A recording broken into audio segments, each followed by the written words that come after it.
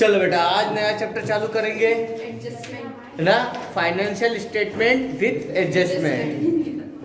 सारे बुक दे दो, बुक नहीं पीछे बेटा। इस चैप्टर को अपन 11 पेज पे ज्यादा डिटेल में ना करते हो, उसके कम से कम 5-6 क्वेश्चन तो करें। टाइम वैसे अपने पास कम है, बाकी के क्वेश्चन आप कर भी सकते हो वैसे। 20 दिन बचे बस और 9 चैप्टर फाइनेंशियल स्टेटमेंट है ना, यहाँ पे चालू करेंगे हम विथ एडजस्टमेंट। Page number 560 568 565। समायोजन सहित, वित्तीय विवरण समायोजन सहित। चैप्टर नंबर कौन सा है? 14 की 15। बेटा विदाउट एडजस्टमेंट निकाल रखा है आपने 50। चलो एक बार प्रॉफिट एंड लॉस अकाउंट में हम क्या लिखते हैं? इनडायरेक्ट एक्सपेंसेस लाइक सैलरी है, कमीशन है। अब मान लो ये मेरे यहाँ के एम्प्लॉय है और इनको मैंने दिसंबर में हर महीने सैलरी देता हूँ इनको 15 तारीख को। जनवरी, फरवरी, मार्च, अप्रैल, मई, जून मतलब नवंबर तक की सैलरी तो मैंने इनको दे दी। नवंबर की सैलरी भी कब दी मैंने इनको? 15 दिसंबर को, क्योंकि मैं पेमेंट कब दूंगा? नवंबर का मंथ कंप्लीट हुआ 15 तारीख को पैसा दूंगा। अब जब दिसंबर इन्होंने काम करा तो दिसंबर की सैलरी इनको कब मिलेगी? अगले साल जनवरी में। तो इस महीने क्या मैं 11 महीने की सैलरी लिखूं क्या? दी तो नहीं, क्योंकि सर पेमेंट तो मेरे पास 11 महीने का गया। ठीक है, प्रॉफिट एंड लॉस अकाउंट में हम कौन सा लेंगे सर? जो हमारा खर्चा हुआ ना। अभी तो मैंने आपको 11 महीने की सैलरी दी, बाकी 1 महीने की सैलरी का क्या होगा? वो इस साल लूं क्या अगले साल लूं? क्योंकि वो सैलरी तो मैं इनको अगले साल दूंगा, दिसंबर की सैलरी जनवरी में। समझ रहे हो है ना? अब जनवरी में सैलरी दूंगा तो जनवरी में मैं बोलूंगा जनवरी में मैंने पैसा गया मेरी जेब से। नहीं सर, ये पिछले साल का था, पिछले साल में जाना चाहिए। इस साल आपने उठाया है उसको। कुछ ऐसे खर्चे होते हैं जो होते इस साल के, लेकिन उसको देना हमें अगले साल देना पड़ता है। या कुछ ऐसा हो सकता है मैंने आपको उधार सामान बेचा था, अक्टूबर में बेचा था, आपने क्या बोला था मैं 4 महीने बाद पैसा दूंगा। तो अक्टूबर की सेल है और आपने मुझे पैसा कब दिया?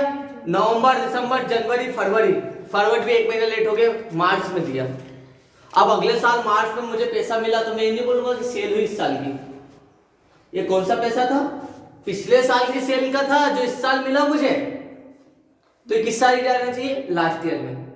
इन खर्चों को क्या बोलते हैं? एक्रूवल बेसिस पे, उपार्जित एक्रूवल बेसिस पे भी। मतलब एडजस्टमेंट किस बेस पे होता है? एक्रूवल बेसिस पे भी होता है। इसकी सर्विस दे दी डेली और पैसा देना बाकी है। मतलब सर ऐसे खर्चे, ऐसी इनकम जो है तो हमारी इस ईयर से रिलेटेड। कुछ ऐसे एक्सपेंसेस होते हैं, कुछ ऐसी इनकम होती है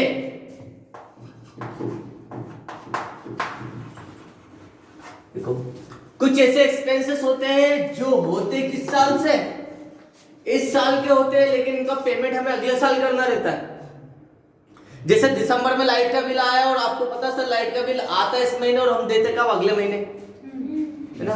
तो अभी आपने जनवरी में लाइट का बिल भरा, आप ये नहीं बोलोगे जनवरी का भरा गया। ये तो सर पिछले साल का लाइट का बिल था जो हमने इस साल भरा। ऐसे खर्चों को हम क्या बोलते हैं? Outstanding, outstanding expense. ये शब्द हमने करंट लायबिलिटीज में पढ़ा था, याद है? Outstanding expenses. हिंदी में सिंपल सी बात है, इसको बोलते हैं अदत्त। अदत्त या ऑब्लिक में बकाया।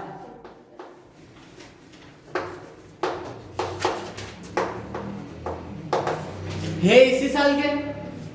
अब देखो एडजस्टमेंट में क्या जाएगा? सैलरी 9000 रुपीज आपने पेड करी और नीचे एडजस्टमेंट में दे दिया जाएगा 1000 रुपए सैलरी क्या अभी देना बाकी है, आउटस्टैंडिंग है। ये अगले साल देना पड़ेगी, लेकिन है इस साल की तो हम क्या करेंगे? जोड़ देंगे। मतलब कोई से भी ऐसे खर्चे जो आउटस्टैंडिंग है, करंट ईयर के हैं, अगले साल देना होगा, है इस साल के तो अपन जोड़ देंगे इस साल के अकाउंट में। समझ गए ना?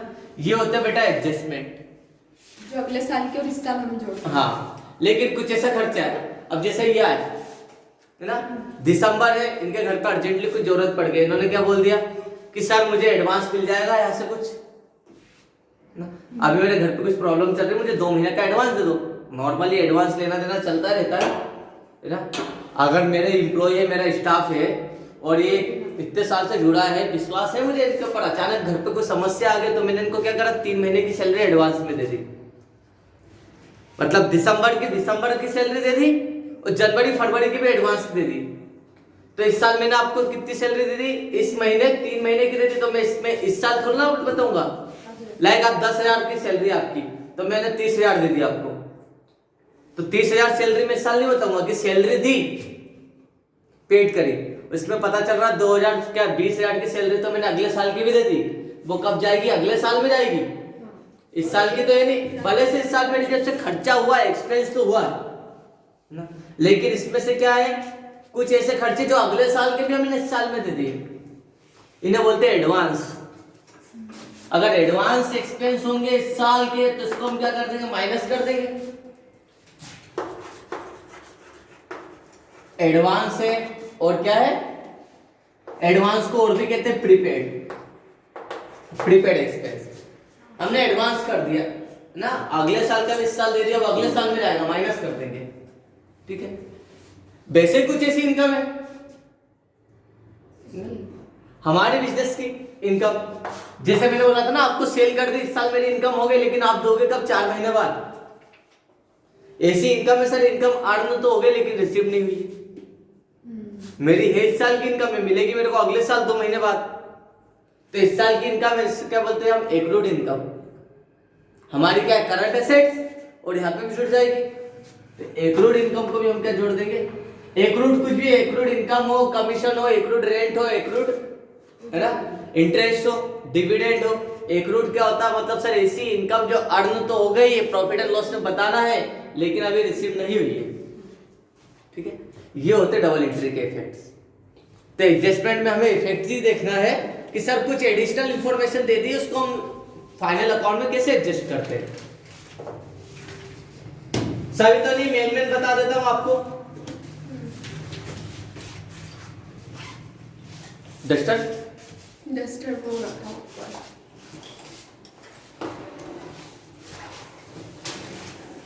ब्लैक शर्ट पहनने का एक नुकसान यहाँ पे यही है, गाढ़ा हो जाता है, वाइट जल्दी हो जाता है। चलिए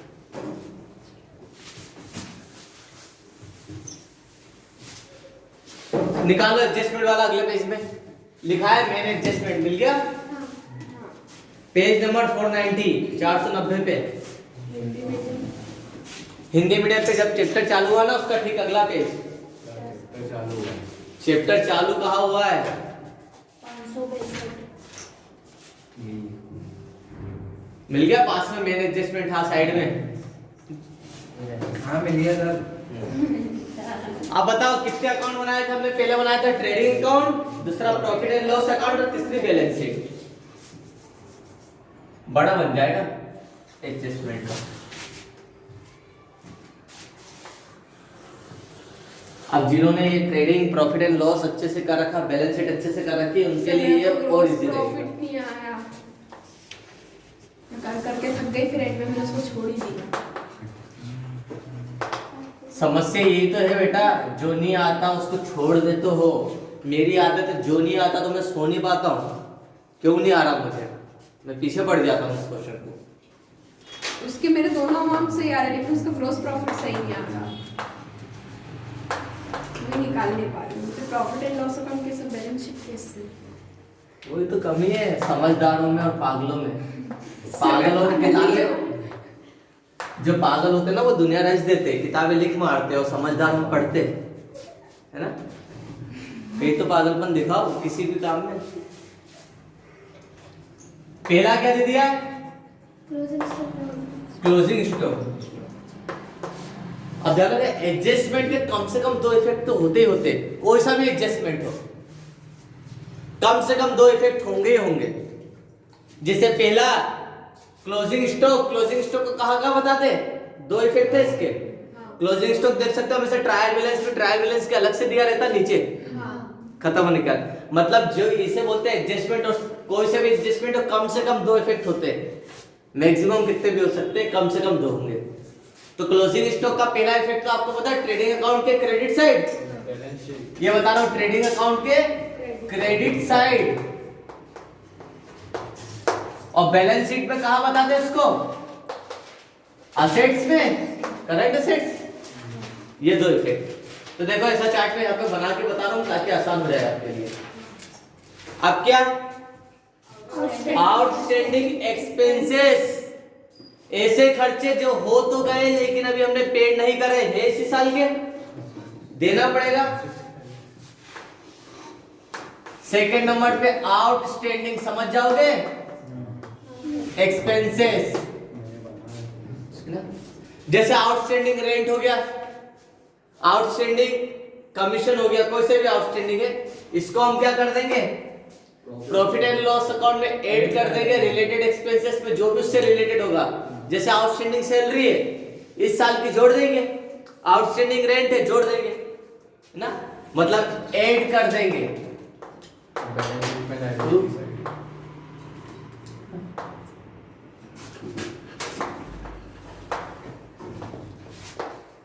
expenses add to related expenses, जो भी इस एक्सपेंस से रिलेट होगा उसको जोड़ देंगे। और आउटस्टैंडिंग हमारे लिए क्या है, लायबिलिटी, करंट लायबिलिटी से, मतलब बैलेंस शीट में क्या आएगी, ये लायबिलिटी साइड। इसलिए उन्होंने था असेट्स और लायबिलिटीज याद करके रखना अच्छे से। फिर क्या है, प्रीपेड एक्सपेंस, ऐसे खर्चे जो हमने प्रीपेड कर दिए, एडवांस में कर दिए।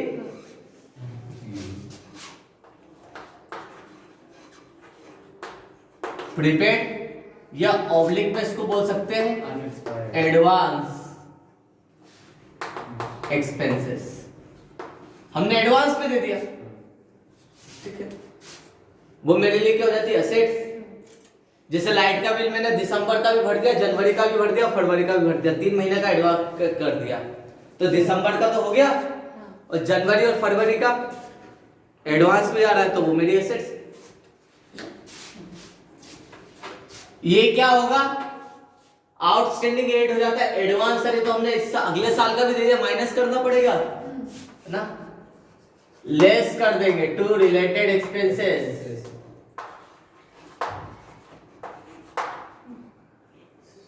इन करो, इन रिलेटेड एक्सपेंसेस, और यहाँ पे ऐड इन कर दो, ऐड इन रिलेटेड एक्सपेंसेस। गड़बड़ी मत कर देना, नहीं तो बहुत सारों को चश्मा लगा ऊपर की चीज नीचे लिख देते हैं। और प्रीपेड और एडवांस हमने पेड का रखा है, ये हमारी करंट असेट्स है, असेट साइड आएगी। यहाँ पे लिख रहा हूँ करंट लायबिलिटीज, और ये कौन सी हमारी करंट असेट्स, ठीक है। फिर इसके बाद इसका क्या करें, एक्रूड इनकम का, रिलेटेड इनकम में ऐड कर दो। Accrued income, income earn but not received, ऐसी इनकम जो आपको हो गई है लेकिन मिली नहीं,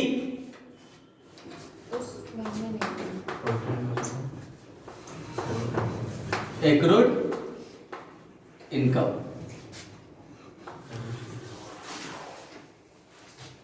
क्या होगी ये, ऐड होगी रिलेटेड इनकम। देखो ये आउटस्टैंडिंग एडवांस आपको ट्रेडिंग अकाउंट में भी मिल सकता है ना, आउटस्टैंडिंग वेजेस आ गए तो क्या करेंगे, ट्रेडिंग में ऐड कर देंगे, है ना, और फिर भी मोस्टली आपको ये प्रॉफिट एंड लॉस में मिलता है, इसलिए इसमें बता दिया, ठीक।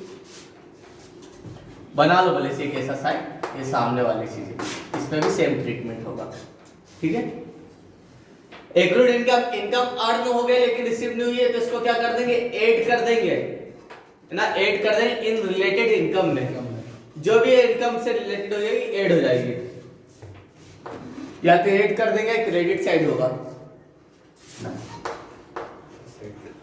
ऐड इन रिलेटेड इनकम,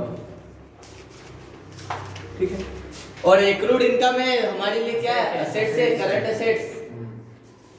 हमने करा था ना, लैंड बिल्डिंग, क्या cash, bank, debtor, CBD, C stock, short term investment, park, prepaid expenses, accrued income आ गई करंट असेट्स में, ठीक है। असेट्स में कौन सी साइड आएगी? ये करंट असेट्स में ऐड हो जाएगा। फिर अनअर्न इनकम, इसको एडवांस इनकम बोल सकते हैं, बता सकते हैं, है ना। ये लायबिलिटीज पे ले लो।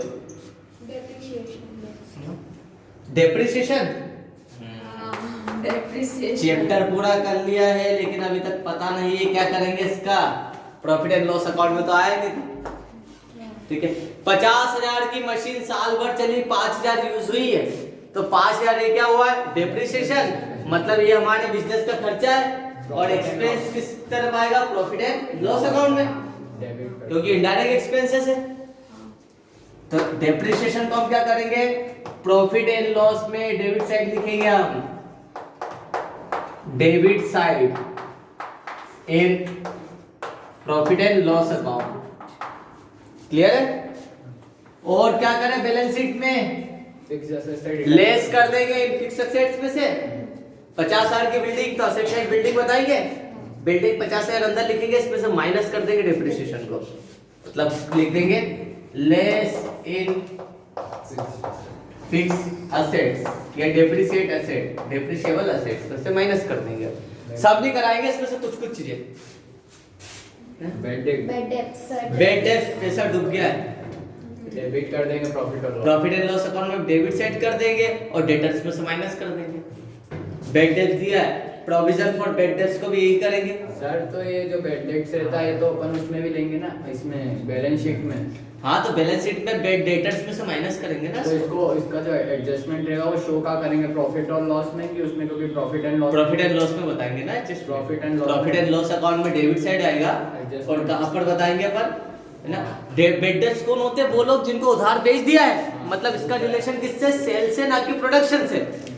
प्रोडक्शन से होता है तो ट्रेडिंग में आता है, सेल से इसलिए प्रॉफिट एंड लॉस में जाएगा। इसका प्रोविजन भी बनता है, बेड डेट्स प्रोविजन बनेगा, डिस्काउंट पे बनेगा, अलग अलग रहेंगे। सेम ट्रीटमेंट होगा इसका, बेड डेट्स हो या बेड डेट्स प्रोविजंस का हो, ना।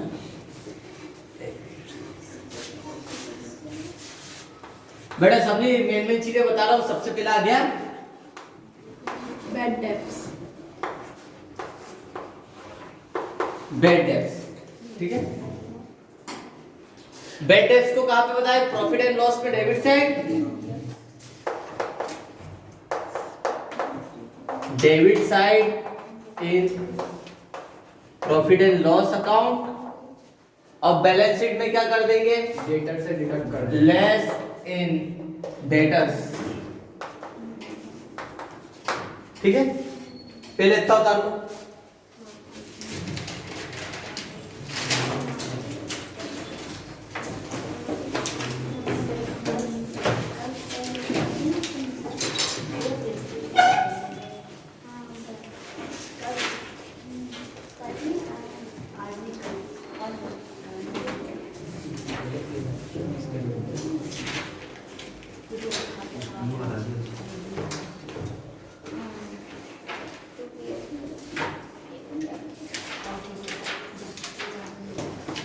बेटा इसका अगर प्रोविजन भी बन रहा है ना तो उसको भी उसी में ले लो ना, बेड डेट्स, है ना, एंड प्रोविजन फॉर डाउटफुल, है ना, डाउटफुल डेब्ट्स, दोनों का सेम ट्रीटमेंट होगा। बेटा ये चैलेंजिंग चैप्टर है।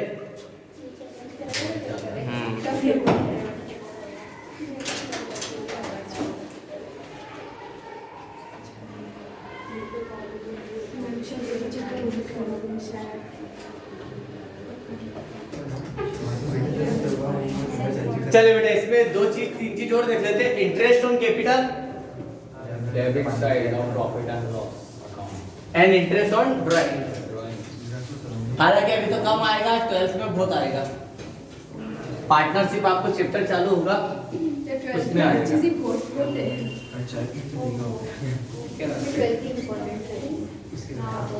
आप प्रोफेशनल लाइफ का मतलब नहीं समझे। 11 से आपकी प्रोफेशनल स्टडी चालू हो जाती है।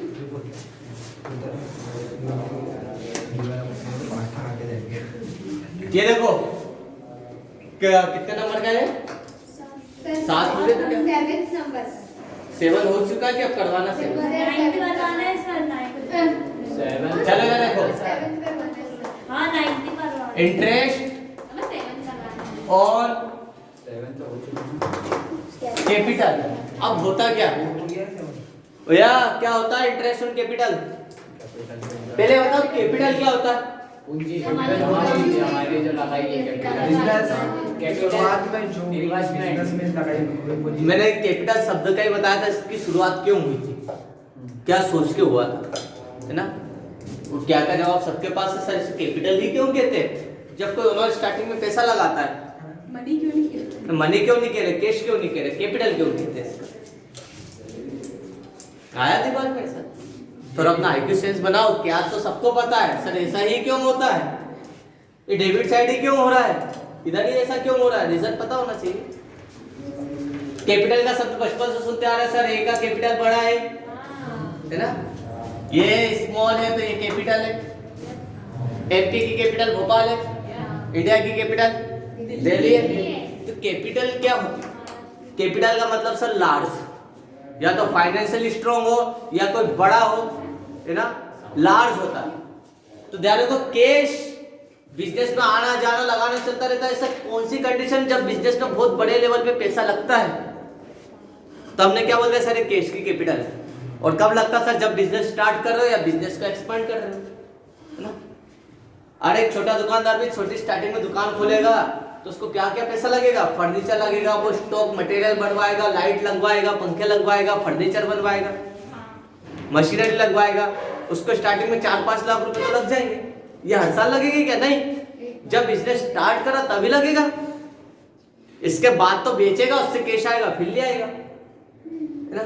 तो इसलिए बिजनेस स्टार्ट करते समय बिजनेसमैन बिजनेस में जो कुछ लगा रहा है वो बहुत लंबे समय तक चलेगा, उसको बिजनेस की नींव है, वो लार्ज है, मतलब कैश की कैपिटल है। मतलब कैश को यहाँ पर हमने क्या बता दिया, कैपिटल।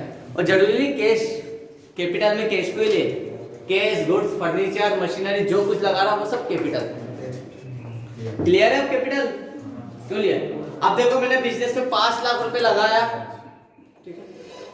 अब मैं अलग, बिजनेस अलग, मैं अपने ही बिजनेस से सवाल कर रहा हूँ, क्यों भैया ये 5 लाख रुपए में बैंक में जमा करता तो मुझे ब्याज मिलता, तो यही 5 लाख रुपए मैंने बिजनेस में दिया, तो आप बिजनेस से बोल रहे भैया मुझे इस पे ब्याज दे, है ना। तो बिजनेस से बोला ठीक है भैया, है ना, तो उसका ही घाटा हुआ। मेरा कौन सा घर का खर्चा है, तो बिजनेस ने क्या बोला, ले लो कैपिटल के नाम से। हालांकि ये तो interest on capital sole proprietor के हिसाब से गलती है, पार्टनरशिप में हो सकता है ना, क्योंकि पार्टनर है, लेकिन ऐसे नहीं होना चाहिए। सोल प्रोप्राइटर में बस पूरा प्रॉफिट उसी का है, तो इंटरेस्ट ऑन कैपिटल के नाम से क्यों ले रहा हो, मतलब नहीं है। बट फिर भी अगर बिजनेस बोल रहा है कि ठीक है दो, तो बिजनेस के लिए वो क्या खर्चा और मेरे लिए क्या है, इनकम, है ना। तो इससे देखो इंटरेस्ट ऑन कैपिटल को हम कहां पे बताएंगे, डेबिट साइड बताएंगे, प्रॉफिट एंड लॉस अकाउंट में डेबिट साइड, डिडक्ट करना कैपिटल से, है ना। और बैलेंस शीट में कैपिटल बढ़ गई है, 5 लाख पे 50,000 मुझे इंटरेस्ट मिल गया, डिडक्ट नहीं होगा, ऐड हो जाएगा कैपिटल में, क्योंकि 5 लाख तो मेरा था और 50,000 बिजनेस और कमा के मिल गया, जैसे नेट प्रॉफिट ऐड हो जाता है ना, वैसे क्या हो जाएगी, कैपिटल, इंटरेस्ट ऑन कैपिटल भी ऐड हो जाएगी, है ना। लिख रहा हूं मैं, ऐड इन कैपिटल। कैपिटल कहां पर आती है, लायबिलिटी साइड।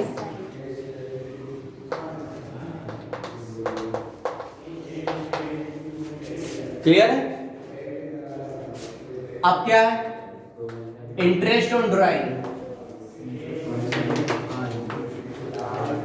और ड्राइंग्स। ड्राइंग्स क्या होती,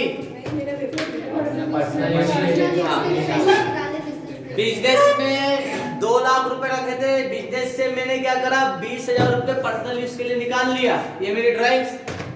अब बिजनेस ने हमसे सवाल करा, तुम भैया तो इंटरेस्ट ऑन कैपिटल ले सकता है, ठीक है, यही 20,000 रुपए तो अगर बाहर से लेता उधार तो उसके ऊपर ब्याज देना पड़ता, तो बिजनेस कह रहा मालिक से कि अब ये पैसा मुझे ब्याज सहित वापस दे, मतलब जो पर्सनल यूज के लिए निकाला था, है ना, सही है इसके वहां पर वो क्या है, ब्याज के साथ रिटर्न करो।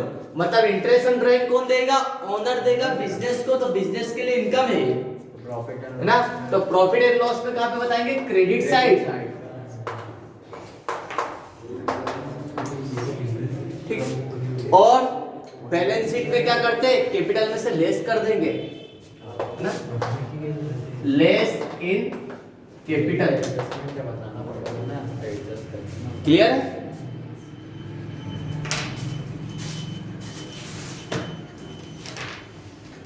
बस अभी ये गुड्स सेंड टू कस्टमर और टू फॉर अप्रूवल बेसिस और गुड्स इन ट्रांजिट, वैसे तो नॉर्मली एक पहले चैप्टर था 12th में कंसाइनमेंट, अब हट चुका है वो, और सभी को ज्यादा यूज नहीं।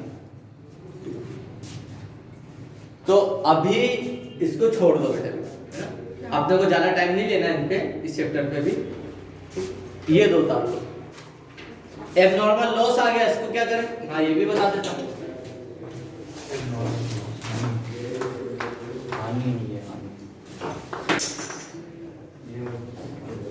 एबनॉर्मल लॉस हिंदी में क्या कहा जाता, असामान्य हानि। अब यार ये तो बहुत सारे होंगे एबनॉर्मल लॉस, अलग अलग तरीके से हानि तो कैसे भी हो सकती है। देखो पहली हानि, गुड्स में आग लग गई, तो यहाँ पे तो मेरा मटेरियल जला, रॉ मटेरियल जल हो सकता, रॉ मटेरियल जला, हो सकता वर्क इन प्रोग्रेस वाला जला या फिनिश गुड्स वाला, है ना। पहला केस की चोरी हो गई, ये भी एबनॉर्मल लॉस। फर्नीचर में आग लग गई, ये भी एबनॉर्मल लॉस, ठीक है। मटेरियल बन गया था, बेचने के लिए बाहर ले गए थे, तो सेलिंग से रिलेटेड है, वहां पे क्या हो गया, चोरी हो गया, एबनॉर्मल लॉस। तो लॉस का कोई एक नहीं होता है, बहुत सारे तरीके ना। अब इसको क्या बताए, कितने प्रकार के लॉस है, तो सबका ट्रीटमेंट अलग अलग होगा। ये तो उतारो आप पहले, दोनों उतार लिए, पीछे से उतारो, उतारो। जब रिकॉर्डिंग हो चुप रहो।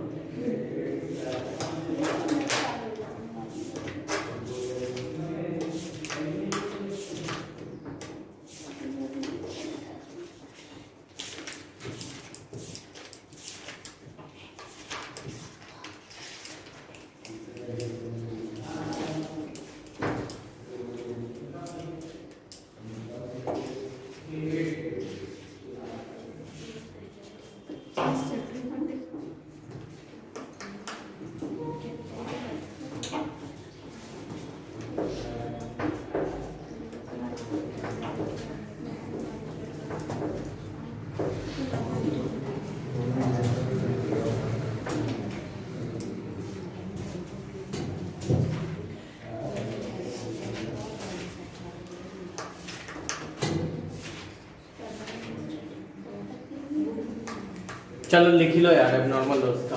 देखो एबनॉर्मल लॉस में बेटा दो तरह के लॉस है।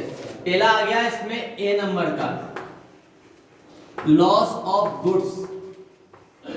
गुड्स का लॉस हो गया, कुछ भी हो सकता है चोरी हो गई, आग लग गई है, तो इसको हम क्या कर देंगे, लेस कर देंगे फ्रॉम परचेस में से, माइनस कर देंगे, लेस फ्रॉम, ये ट्रेडिंग अकाउंट में आएगी ना परचेस, तो लेस फ्रॉम परचेस, ठीक है।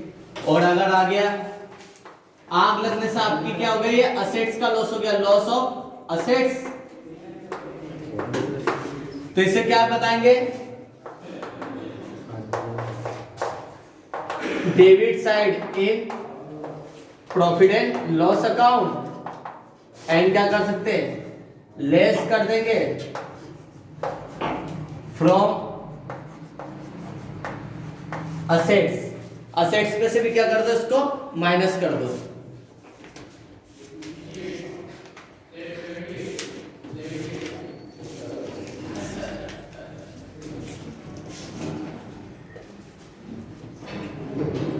सर मेरे को एक और करवाया, क्या, provision on discount and doubtful debt, provision on discount and doubtful debts, debtors. अच्छा डेटर्स पे है ना, हाँ बता दो हमने। जरूरी नहीं कुछ डेटर्स हमारे लिए भागे, कुछ डिस्काउंट पे भी सेटलमेंट कर लेते हैं, ये भी हमारे लिए एक तरीके का लॉस है। डेबिट साइड से प्रॉफिट एंड लॉस में प्रॉफिट एंड लॉस अकाउंट के डेबिट साइड होगा, डेटर्स में से भी अपन लेस कर देंगे। कर देंगे।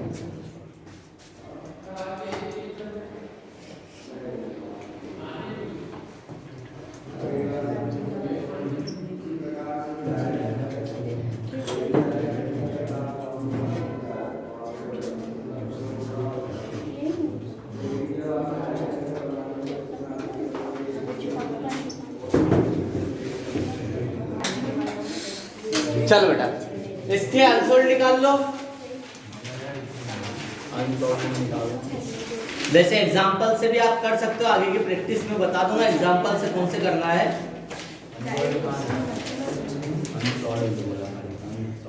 Page number 548। बेटा इसमें सीधा आप क्वेश्चन नंबर 6 निकाल लो, बाकी सब छोटी मोटी कैलकुलेशन से 6 कर चुके। पहले अपन ट्रेडिंग अकाउंट विद एडजस्टमेंट पहले करवा चुका हूं मैं। क्वेश्चन नंबर 6 ट्रेडिंग अकाउंट बनाना था, ये हो गया, अब बताइए ये हो चुका है। आप नहीं आए आया था ना, तो फिर आपने बोला था चैलेंजिंग क्वेश्चन है। हाँ किया था हाँ यहाँ से, उस समय चैलेंजिंग था ना, विदाउट एडजस्टमेंट कर रहे थे, अब चैलेंजिंग होना चाहिए, अब कमांडिंग हो गई है। क्वेश्चन नंबर 7 6 हो चुका है पहले, जिसने नहीं किया है वो मेरे पुराने वीडियो देख लेगा, उसको मिल जाएंगे ना, विदाउट एडजस्टमेंट वाला।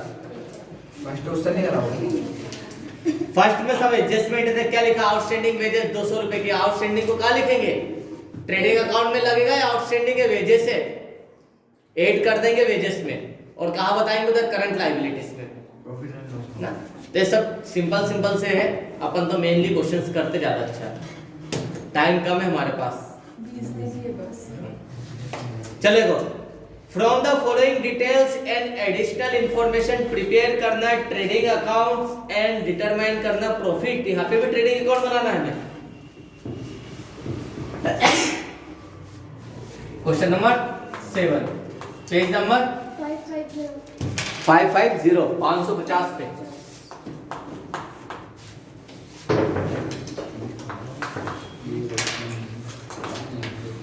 ट्रेडिंग अकाउंट बेटा एडजस्टमेंट वाले हैं,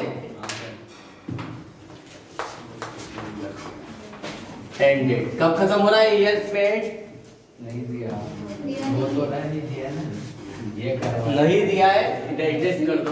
कौन सा करना? नॉर्मल 31 मार्च को होते हैं, एमपी बोर्ड में 31 दिसंबर को हो रहे हैं।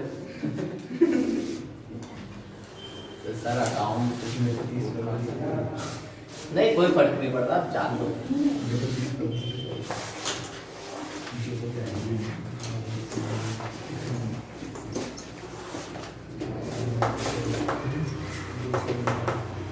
पर्टिकुलर्स अमाउंट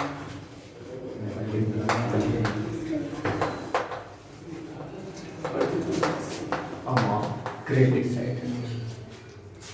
अब देखो इसमें क्या दिया है, ओपनिंग स्टॉक पता है कहां पर आएगा, लेकिन पहले क्वेश्चन पूरा पढ़ेंगे, सीधे लिखने मत लग जाना। सबसे पहले हिंट बता रहा हूं आपको इसमें सॉल्व करने की। सर पहले हम क्वेश्चन को ध्यान से पढ़ेंगे, ट्रायल बैलेंस दियो जो भी दियो पढ़ेंगे, इसके बाद एडजस्टमेंट पढ़ेंगे। जहां पे एडजस्टमेंट हो ऊपर अकाउंट में हम क्या लगा देंगे, पेंसिल से डॉट लगा देंगे। पेंसिल उठा लो सबसे पहले, लाओ पेंसिल। देखो ओपनिंग स्टॉक है 5570 रुपए का, फिर परचेस है, क्वेश्चन पे ध्यान दो, 1860 sales purchase return sales return सब पता है कहां पर आएगा, वेजेस इंपोर्ट ड्यूटी कार्टेज और ऑक्ट्राय। अब पढ़ेंगे हम इसमें क्रेडिट परचेस 1200 रुपए की have been included in stock but not recorded, तो परचेस पे डॉट लगा दो, ऊपर परचेस पे डॉट लगाना। देखो परचेस 13,886 रुपए की है। अब इसमें क्या लिखा कि सर 1200 रुपए के हमने और सामान खरीद लिया और आ भी गया और स्टॉक में इंक्लूड भी कर दिया, लेकिन अभी लिखा नहीं हमने। इसका मतलब 1200 रुपए से परचेस बढ़ाना है, परचेस में प्लस कर देंगे अनरिकॉर्डेड परचेस, तो पहला डॉट हो गया। फिर 150 रुपए का गुड्स आपने विड्रॉ कर लिया पर्सनल यूज के लिए, मतलब इसको इसमें से माइनस कर देंगे, मतलब ये भी परचेस में दो एडजस्टमेंट है, दो डॉट लगा दो ताकि आपको पता चल जाए परचेस में। बैलेंस शीट बनाने फिर गुड्स चैरिटी में दे दिया है, फ्री में दे दिया, मतलब दान में दे दिया है। परचेस में से निकाल, परचेस में से ही माइनस होगा, ये तीसरा डॉट, मतलब 3 एडजस्टमेंट है इसमें। और क्लोजिंग स्टॉक दे रखा ऑलरेडी, अलग से नीचे देते इसको एडजस्टमेंट में 8,668 रुपए हो जाएगा, मतलब सारे एडजस्टमेंट परचेस के इसमें। तो फिर क्लोजिंग स्टॉक वाला ही परचेस कराना है। क्यों लगाओगे क्लोजिंग स्टॉक, क्या बताते हैं? तो फिर वही तो अभी तक आपने बोला कि परचेस पे डॉट लगा। 3 डॉट है ना, 3 डॉट 3 एडजस्टमेंट है, मतलब आप देखो ओपनिंग स्टॉक पे कोई डॉट नहीं लगा है, एज इट इज जाएगा। बेटा ओपनिंग स्टॉक कितने का है? 570, 5570 पे। फिर ओपनिंग स्टॉक के बाद परचेस टू परचेस, अमाउंट बहुत अजीब सा है, इसलिए काटते रहना पड़ेगा, कैलकुलेटर है नहीं हमें हमारे पास। 13,816 का ये प्लस माइनस करते समय ना सीक्वेंस में लिखना है एकदम थोड़ा सीरियस, इसमें ऐड कर देंगे, क्या कर दें, अनरिकॉर्डेड परचेस, ऐसी परचेस है जिसको रिकॉर्ड नहीं करा था, अनरिकॉर्डेड, कितने की, 1200 रुपए की। पहला एडजस्टमेंट देख लो नीचे, 1200 रुपए की है ना, क्रेडिट परचेस ऑफ 1200, तो 1200 रुपए की और ऐड कर दो, तो यहाँ पे नीचे कितने के आ गए, 6, 1, 8 और 2, 10 की 0 आ रहा है, 1, 3, 4 और 1, 5, 15,016 की परचेस हो गई। इसमें से लेस करना है, फिर देखो परचेस रिटर्न कितने की कर दी हमने, 390 का सामान वापस कर दिया। परचेस रिटर्न 390 की परचेस रिटर्न माइनस कर दो। अब एडजस्टमेंट में देख लो और भी, हाँ 150 और 50 रुपए, 150 रुपए का गुड्स हमने क्या कर दिया, पर्सनल यूज के लिए निकाल लिया। और सर ये तो एक तरीके से ड्राइंग तो रहा, तो ड्राइंग सी, लेकिन स्टॉक तो कम हुआ, स्टॉक पे फर्क पड़ा ना। आपने 50 किलो चावल लाए थे, ये गुड्स है आपका, है ना, अब इसमें से 5 किलो आपने पर्सनल यूज के लिए निकाल लिया, तो चावल 50 से कितना हो गया, 45 हो गया ना, कम हुआ ना स्टॉक हमारा। दो तरह की ड्राइंग्स होती है, ड्राइंग्स गुड्स की ड्राइंग और कैश की ड्राइंग्स। तो कैश की ड्राइंग को कैपिटल से हाँ कैपिटल से भी माइनस, इसको भी करेंगे वैसे कैपिटल से माइनस, लेकिन इसका डबल इफेक्ट होगा, इसको कहाँ पे लेंगे अपन, इस पे भी लेंगे, क्योंकि वो मेरा लॉस है ना, 50 किलो में से जो 5 किलो चावल है जो बिकने से रह गया है ना, तो वो पैसा तो मैंने लगाया था खरीदते समय, वहां पे भी कैपिटल कम हुई, लेंगे उसको भी, मतलब। और यहाँ पे ट्रेडिंग अकाउंट में से माइनस करेंगे परचेस में से, क्योंकि सर स्टॉक आया था इसमें से कम हो गया, तो यहाँ पे क्या करेंगे, ड्राइंग्स कितने की, 150 रुपए की। देखो 150 का स्टॉक मैं घर पे ले गया, 50 रुपए का मैंने दान में दे दिया। आज शनिवार है, शनि महाराज आए होंगे, जय शनि महाराज। सर डायरेक्ट 200 नहीं माइनस करता, अरे अलग अलग बता दो उसको, है ना, चैरिटी डायरेक्ट किसे बताओगे, दोनों को प्लस करके बताओगे क्या? ड्राइंग्स मेरा पर्सनल एक्सपेंस है, चैरिटी मेरा दान है अलग से, दोनों का अलग अलग। कई बार चैरिटी प्रमोशन में भी काम में आती है ना, बिजनेस का प्रमोशन करना है तो दान करना भी ज्यादा जरूरी, जो दिखता वो बिक जाता कई बार। 50 की चैरिटी,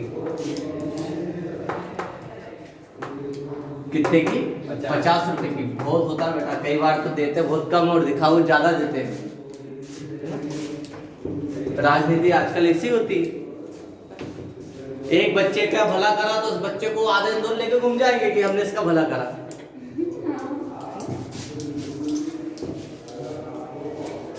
इसको प्लस कर दो, इसमें से माइनस कर दो, कितना हमने दान कर दिया, 200, 600 कितना, 590, इसमें से माइनस कर दो, 15,160 में से, सॉरी 15,016 में से माइनस कर दिया हमने 590, 590 को माइनस कर दो, 6, 11 में से 9 गया 2, 9 में से 5 गया 4, 14,426 रुपए। क्लियर? अब डायरेक्ट एक्सपेंसेस में तो कोई डॉट है नहीं, देख लो क्या क्या करा डायरेक्ट एक्सपेंसेस में, wages, import duty, cartage, octroi. सबसे पहले दिया सर हमने मजदूरी वेजेस, कितना अमाउंट बोलो? 40 रुपए। 40 और फिर इसके बाद इंपोर्ट ड्यूटी। फिर सामान, इससे तो पता चल गया सर विदेश से आया है, इंपोर्ट ड्यूटी 252 252 252 रुपए। बहुत कम आया। हाँ कार्टेज फिर कार्टेज 400 400 रुपए, ट्राई ऑक्ट्राई 20 रुपए। धुलाई भाड़ा और गाड़ी ये हाँ चुंगी का ऑक्ट्राई चुंगी का मतलब बता चुका हूँ वापस ना, 2-3 बार बता चुका हूँ। 20 की 20 की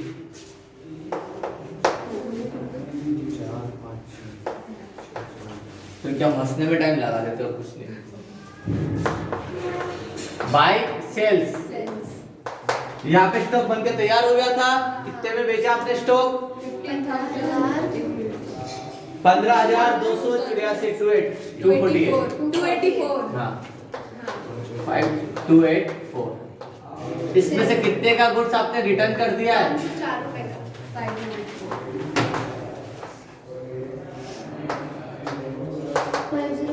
504।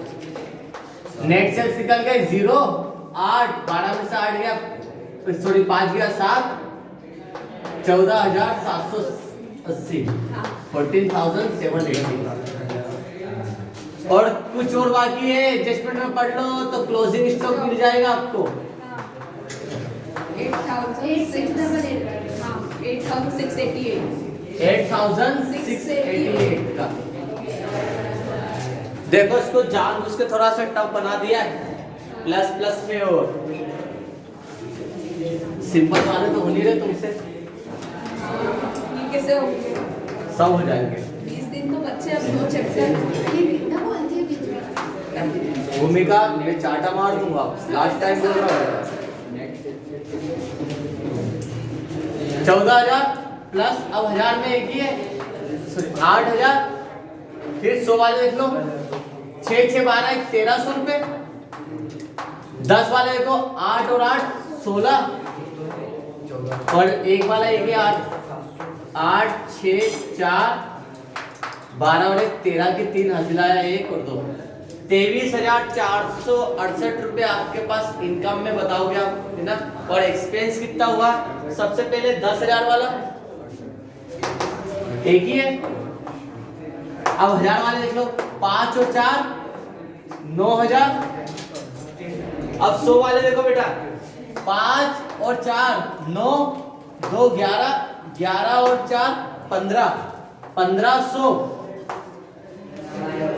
अब 10 वाले देखो, 7 और 2 9 9 और 4 13 13 और 5 18 18 और 2 20 20 10 मतलब 1 0।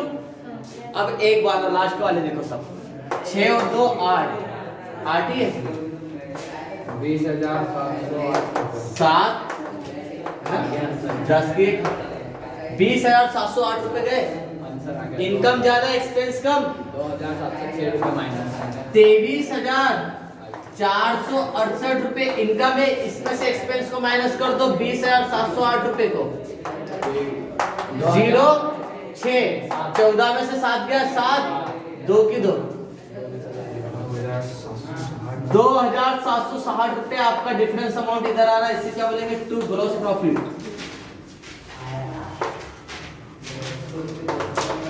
प्रॉफिट 23,468।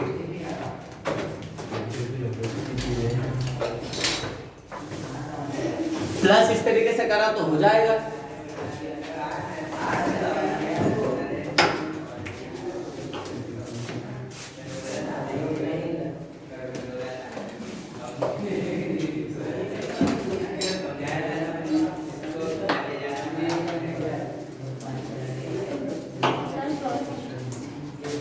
चलिए अब बाकी करते हैं कल।